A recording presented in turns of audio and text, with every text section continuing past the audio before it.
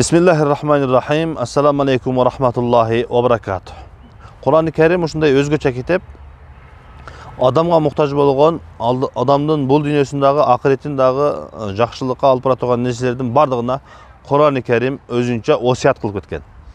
Жана ошондой эле Алла Таалам Kur'an-ı Kerimде осуят кылганда инсандын өзүнүн ата-энесине, тууган уругуна, коло кошунусуна, туугандардын бардыгына жакшылык кылганга осуят кылган. Ошол осуятынын ичинде дагы бир өзгөчө Kur'an-ы Kerimдин Ниса сүрөсүндө Алла Таалам ушул өзүнүн адамдын жакындарына жакшылык кылуу туурасында айтып жатканда өзгөчө бир сөздү айтат да: "Вассахиби bijambi".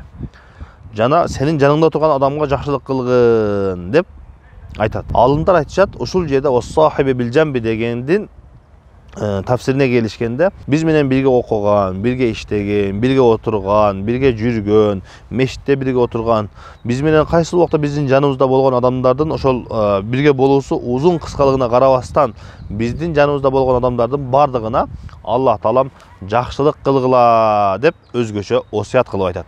Ошон үчүн өзүмү дагы, сиздерди дагы Алла Тааланын ушул осуятына амал кылганга чакырат элем.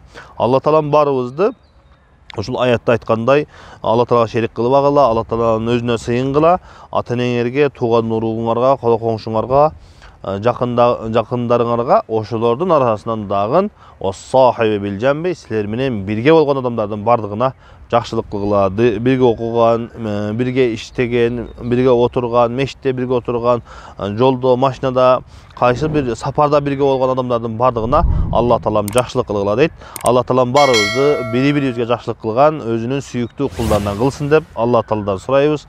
Алла Таалам орозоңуздарды кабыл кылсын. Ассаламу алейкум ва рахматуллахи ва баракатуh.